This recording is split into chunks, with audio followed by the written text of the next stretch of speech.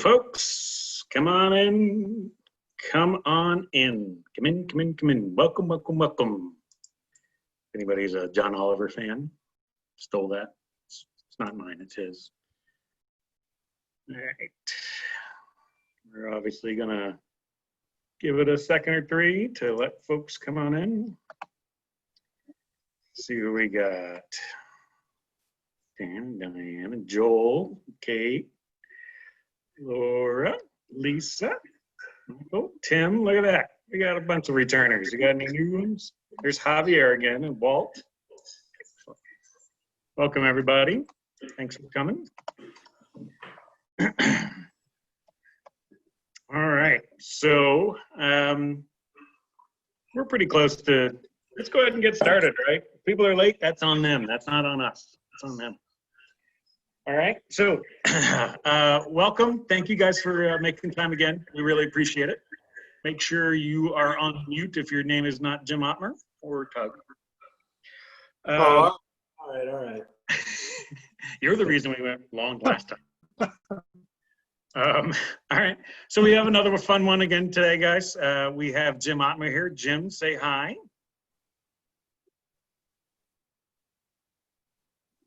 Not Jim, mute yourself. Jim, unmute yourself. Hi, and welcome to Tug Time. There we go. Yes, yes. Oh. I'm glad we invited so many friends. So tell us a little bit about yourself. Where you live, school, kids, pets, hobbies, anything like that. I live in Odessa, Missouri, which is a little bit outside of Kansas City, Missouri.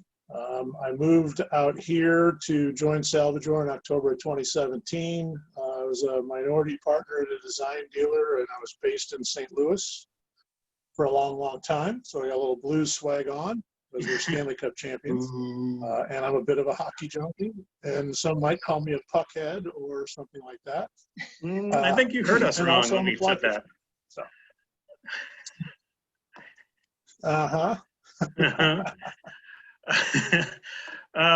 How's your stay in place going, your quarantine? Well, the owner of Salvajor was real firm on employee well-being and safety, superseded profits. So we have really been shut down since it's happened. We are now sending out base units once a week with a skeleton crew. And then we have just begun some social distancing, responsibly safe manufacturing. So we will be able to get up and running with some production, but we just wanted to take our time, make sure that the employees were safe, but that we could still provide product for those essential businesses out there. Right. And as that's been successful, we've kind of, we're moving forward even more so now. Perfect, perfect.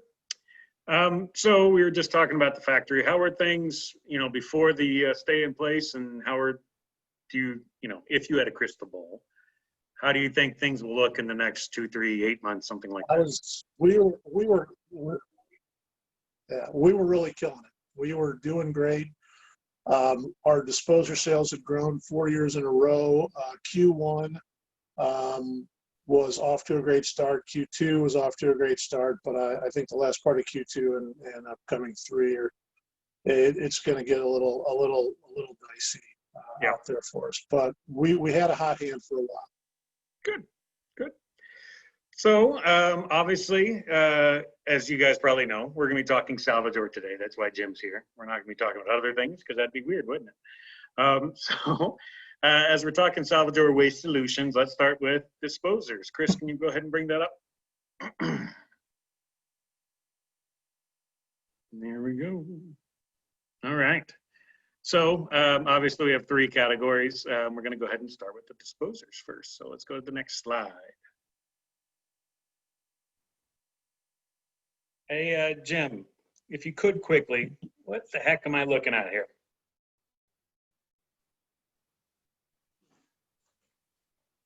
This is a cutaway of a garbage disposer. So what you can kind of see there is, if you look in detail and you know what to look for, there's A lot of things about a Salvajor disposer that are different than others. First off, that housing is solid military grade aircraft aluminum. Everybody else has a shroud around their disposers. But internally, we build to tighter tolerances. We use higher quality components. Things like our shredder plate in there, that is made out of ductile iron. Everybody else uses stainless steel, which is a softer metal. We use Timco bearing and ASCO solenoids, just a higher quality components. And then another thing that makes us exceptional or different from the rest is we use the water that creates the slurry to cool our garbage disposers. So that water that is making the slurry is cooling our units. Everybody else is using a fan, which is another mechanical component that can break, that is being held on to into place by that shroud and those support legs, so it can suck hot, humid air up into it to try to cool their disposers down. Dish pits are never hot or humid. That's not the case. Right? When they're not running. Yeah. So unless folks are really into nuts and bolts, these can seem somewhat boring, right? I mean, it's disposer. So how do we make disposers look sexy for 2020? What's this WSP we're seeing here? Okay, so the sexy in disposers, one, based on the pandemic and based on sanitation, getting garbage out of an operation through the existing infrastructure, which is plumbing and water and sewage treatment, and using less labor, so you don't have to drag stuff out or add cardboard or do extra maintenance, the garbage disposer is a great way to do it. So that's sexy and trendy because it's clean, it's inexpensive, and what we've done with the WSP is we made it even more so. You have a demand control system for your disposer package. And what that does is there's a sensor that mounts on the throat of your disposer. It senses if somebody's working, and if they stop working, it reduces water consumption by 80%. And then we start a run timer, and you can set that run timer for 15 seconds or 3 hours, whatever you want it to be. But people in the dish pit often take long breaks or disappear, or sometimes they go help at the front of the house or do other things, receive a food order, those type of things. Well, if they don't return before that timer expires, we shut the water and the power off. If they do, we just go back to full operational mode. Cool. So this is available on all disposers, and if so, is it also available on all control panels? It is available for all of the horsepower disposers we have. Okay. It is also only available on the ARSS control panel. So the reason being that ARSS control panel is the panel that has that patented hydrologic technology, which essentially is a big brain or circuit board that's inside that control panel. And so we need that control panel to hook the operator sensor up and do some of the modulating that needs to be done when the time comes, and also collecting data.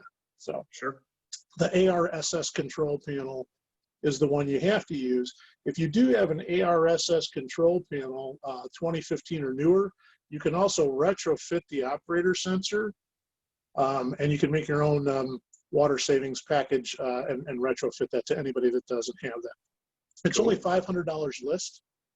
So for less than $300 or $400, you can talk to a customer about 80% water reduction, demand control for your disposer. On your 1 and your 2 horsepower disposers, if you have that WSP or that operator sensor, you are also considered California Prop 65 compliant, which is as close to LEED as you can get with a garbage disposer. Cool. So, I mean, that would easily pay for itself in months, not just years, obviously. It would save you some money right away. Very, very quickly. And that's sexy. It pays for itself. It gets rid of the food waste in a clean, effective manner. Sure. So we were just talking about panels. Since we have a number of consultants and estimators and design folks here, can you hit the highlights of the controls and cone and sync assemblies? Word's hard sometimes. For folks here on what they should specify and/or quote real quick. Right. Okay, that being the case, I'll talk 1 second about control panels. Whether you're just using an MRSS control panel or you're using our hydrologic, one of the real keys to being effective with your disposer package is on that control panel. The ARSS, the hydrologic, comes standard with a post flush. You can also add a post flush to a simple MRSS control package for a very little amount of money. And what that post flush is doing is it's pushing water through for the 20 seconds after the unit is shut off, okay? And why that's important is because a lot of people use disposers the way they would at home. There's a lot of misuse and abuse that goes on in the dish pit. And one of the real big ones is instead of creating a slurry with their garbage disposer, they're using it like the one at home. And you're basically creating a sausage to go down into your pipes because you're stuffing food product in there, then you turn the water on, then you turn your disposer on. That's the wrong way to use a disposer. A disposer should be up and running, there should be water going to it, and then food waste goes into the disposer, and that's how you create a slurry. If you do it the other way, you're putting sausage down your pipes, and what happens is it only goes so far, and then after you've stopped using the unit, it goes as far as it can go, it stops, and then it goes the other way because it can't go any further for a while. So that is one way to kind of manage some of the misuse of a garbage disposer that happens all the time. And it is a transient position in the dish pit. So very important to know and understand that. A post flush is an inexpensive way to really make that operation work better. Perfect. For the cone assembly versus the sink assembly, the cone assembly is just a bowl that goes into your soiled dish area. It's got a nozzle, so you rough water into that nozzle, and that is how you're utilizing water to create the slurry. It'll just swirl through, you'll send the food waste down. So for areas that have a lot of food waste or short periods of time that they want to get a lot done, or they have limited space, a cone assembly is a very good idea. Bear in mind during installation, you do not have to rough the cold water into the cone assembly and to the disposer throat both. You can just do the cone assembly. Sink assembly, it goes right to the throat. Those collars are just welded into the bottom of a sink. You can, in some circumstances, utilize a 3.5-inch collar as a bolt-on, but the 6.5 has to be welded in. Cool, cool, easy enough. Those are certainly the highlights. So Chris, if you can go to the next slide for us. There we are. This, as we can see, is a scrap collector. Most have seen videos of it or seen it in person. But I've had this question a number of times before, and I'm pretty certain you have as well. Why would anyone spend $3,000 on a scrap collector versus $500 on a scrap screen?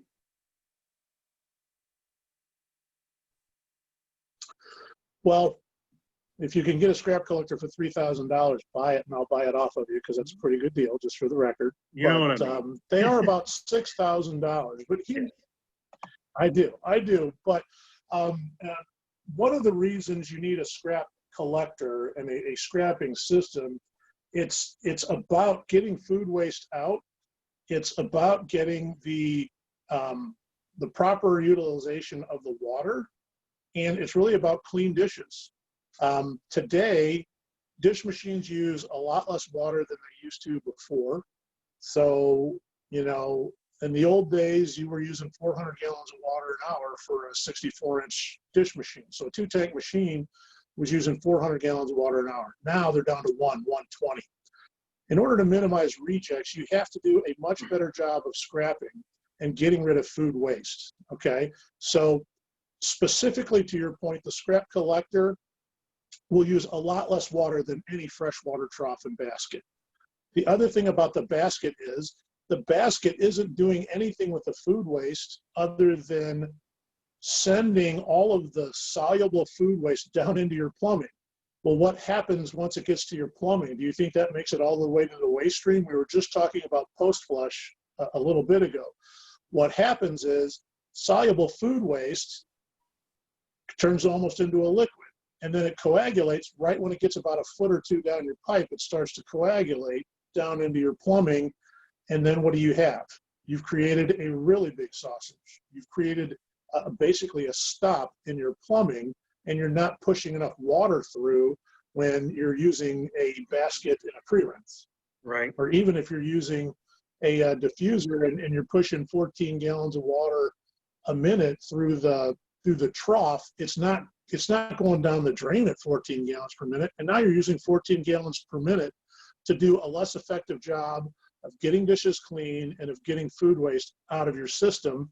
And then when you utilize the collector, you're only using 2 gallons of water per minute, but we're giving you 30 gallons per minute of flush or force. So we are pushing the food waste through the system and through the plumbing and out into the waste stream much better. And additionally, we're minimizing the amount of food waste that you have to cart off and throw away and then drag out to a dumpster or a compost pile. Yeah, Chris, can you go to the next slide for us? We can kind of see a little bit of that. So this was a case study. Can you kind of take us through this? So we went to a hospital and we took a day's worth of food waste from them. It was just under 500 pounds.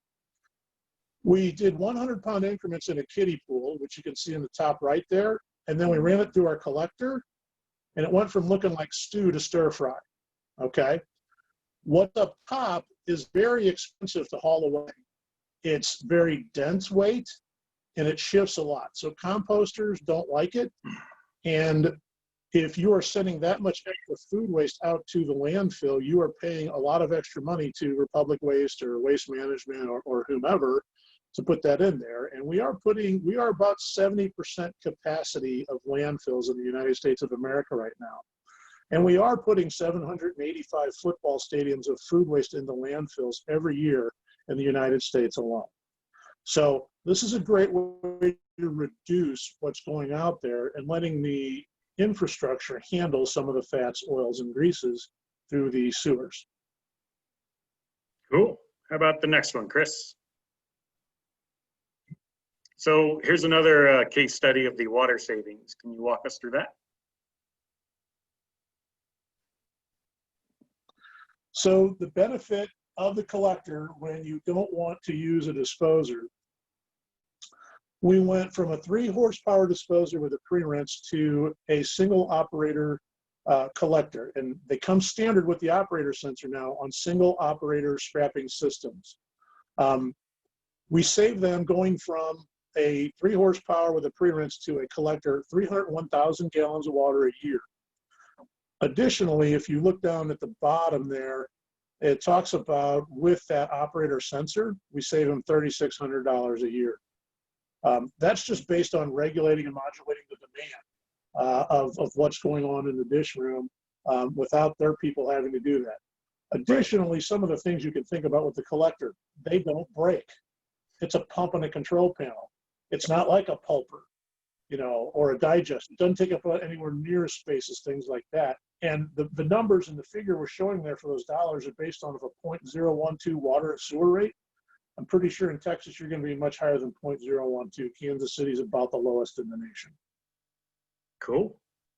It's good info right there. And since I have designers on, one thing I'd like to note, whether you're on the collector or the scrap master, the pot and pan top gives you room for full-size sheet pans and full-size hotel pans.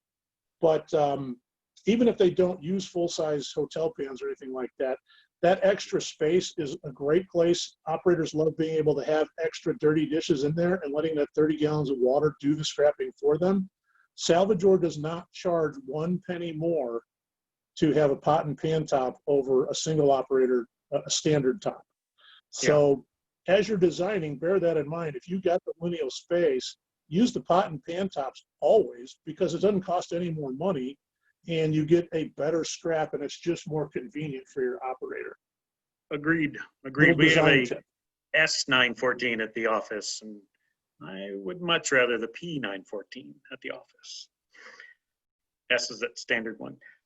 So let's go to the next slide and we get to see another little video here.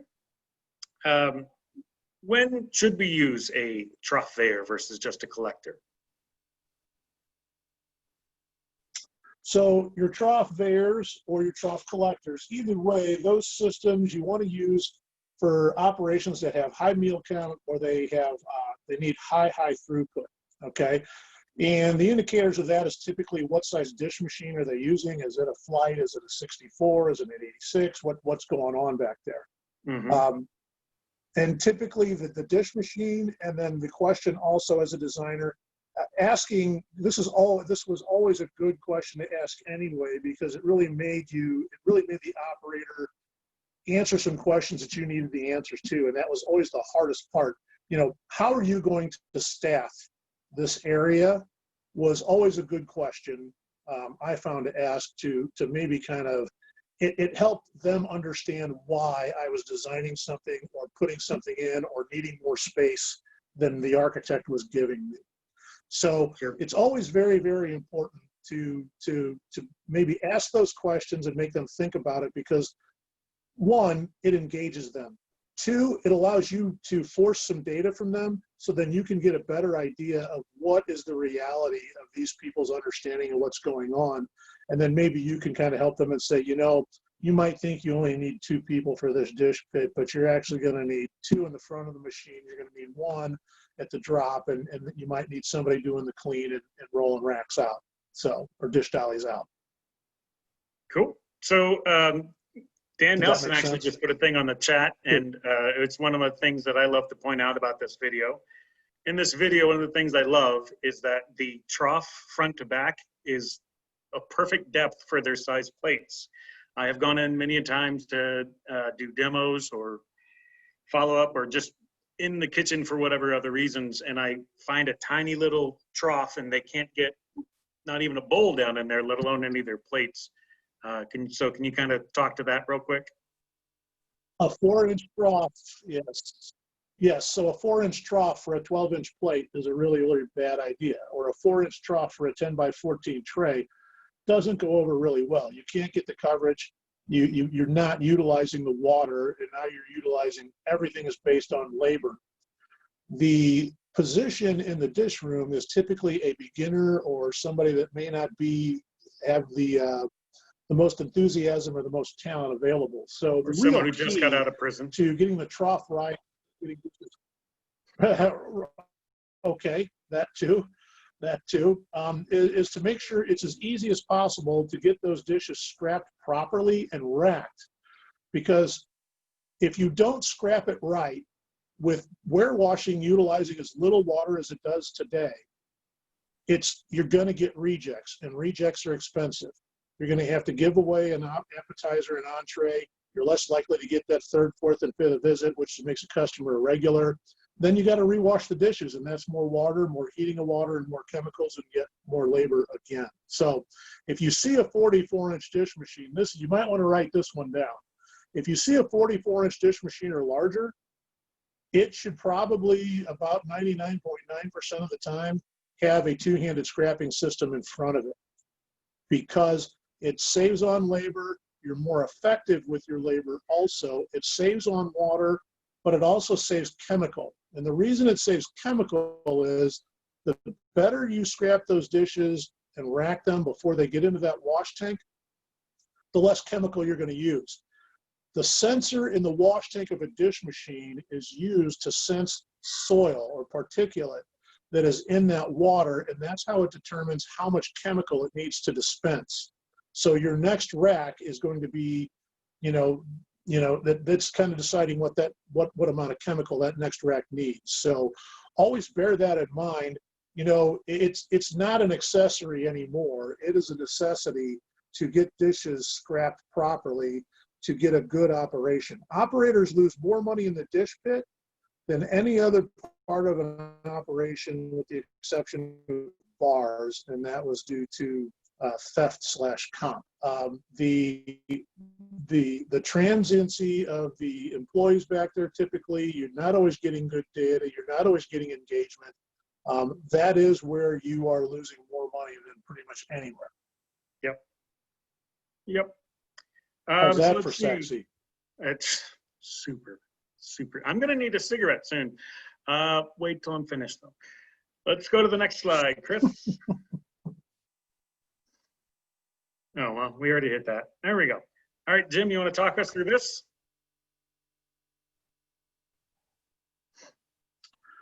Salvajor really wants to give back to the community that supports us. We are giving away $500 in gift cards every week. I'm just going to run this now through the Memorial weekend. We're calling it Help Now, Eat Later. We've had people nominate restaurants and they would just donate it, meals. Uh-oh. Is it mine or is Other it his? people can win. What's that? Is it mine that's slowing up or is it yours? No, we lost him there. Okay. You might restate that, Jim. Okay, so we had one restaurant that they applied and they donated the $250 of meals to healthcare workers who really are heroes right now at Vanderbilt University, and then other people have won $250 worth of gift card to their favorite restaurants. So I think Commander's Palace was one of them, and there's been some others chosen. But you can find all of this on our social media platforms. We're on Facebook, Instagram, Twitter, and LinkedIn. If you go to the Salvajor social media sites on those four, you can click and then you can share it, you can like it, you can follow it, whatever, but fill out the tabs, get as many people as you can to fill out the tabs. We're just trying to give back to the community and back to the folks that support us and engage with us. We just want to be appreciative and thankful to people that spend the time with us. So I think we're going to do a little bit more of that here on another slide or two, right? Yeah, I believe, well, let's see what our next slide is. I believe it's Jim holding a fish. I like to fish. So I get a lot of enjoyment out of doing things. Yeah. How does somebody get to be next to you holding a fish like that? Well, I think that I'm not sure how you're planning on collecting the likes or not likes or whatever's, but if there is some way, shape, or form that you would like to do an in-depth training at Taneycomo or Tug Time at Taneycomo, which is a nice reservoir and hatchery for fly fishing, and you don't have to fly fish, you can spin fish, whatever else, but we will get you out to good old Missouri, and we'll get you in a nice lake house.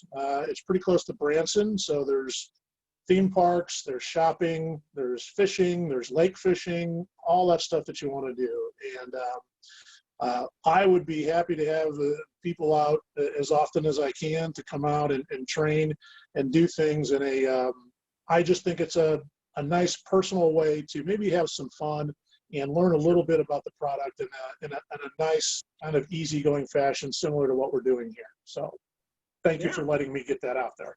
Well, of course. Who doesn't like to fish? I mean, come on. What's it? A bad day fishing is a good day anyway, something like that? Whatever it is. All right. Yeah, bad day fishing's better than a good day at the office. There it is. Yeah. Unless you work at Miller and Associates. Let me qualify that. Unless you have Tug Time scheduled twice a week. So on to questions here.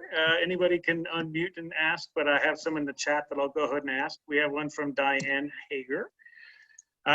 We see a lot of consultants adding a second swirl inlet or a fixed nozzle on the cone assembly spec. Is that to help the post flush you were referring to? I think typically adding a second nozzle is just to get as much water flow to help the operators get the food waste down into the disposer. Yep. That makes sense to me. Yep, Thank you're just getting it out of the cone. Yep. Any other questions? We hit Dan's already with the scrap trough. All right. No, easy enough. All right, let's get to our question of the day. Stuff. Do what? Okay. Okay, all right. Well, we do a lot of giveaways too, so getting tumblers and that kind of stuff. So Social media. All right. So question of the day, speaking of giveaways, let's go ahead and put it up, Chris. This one's a long one. It's a bit of it's a 3-part and there's parts within a part. So first, remember the first one that gets us into Tug Time at MillerEquip.com and has them all right, or correct is a proper way to say it, will get a $50 gift card to their local restaurant of choosing. So number one, in the KC area hospital study, how much did the collector system reduce waste? How much did it reduce waste? Number two, what are 3 reasons to use a collector system? And then number 3, on the disposers, on which control panel can you add the water savings package? It's only on one of them. All right, give you guys a little bit more time to read that in case you missed anything or if I froze or anything like that. And then we will move on to something I think everybody loves, right? So Jim, you very well know, and for anybody who's really seen the collector in action, that water gets kind of gray and gross looking. Whatever you're putting in is what the color of that water is going to be. And it's dirty, right? Dish pit alone is dirty for the most part. So we are going to go with some clean, dirty jokes. Feel free to unmute yourself if you guys want to laugh at them so that I get some feedback, but you don't have to. All right. Hopefully these go better than the last time we did clean jokes. All right. Number 1, why didn't the toilet paper make it to the store? This is quite apropos for now. It got stuck in the crack. Or it fell through the cracks, whichever one you want to go through. It's that idea. All right. An old married couple were sitting in a crowded church one Sunday. The wife turns to the husband and whispers, "I've just let out a really long, silent fart. What should I do?" To which the husband says, "First things first, we're going to replace the battery in your hearing aid." All right. What did the elephant say? Yes. What did the elephant say to the naked man? "How do you breathe through that thing?" All right. Most have heard this one, but I love it. So I'm doing it, and I get to do a pirate voice, so whatever. A pirate walks into a doctor's office and says, "Doc, you've got to help me. Me ship's steering wheel got stuck to me crotch." Doctor says, "Okay, so what's the problem?" "Well, it's driving me nuts." Kate's fun to watch. Good on that one. Why do walruses love a Tupperware party? They're always on the lookout for a nice seal.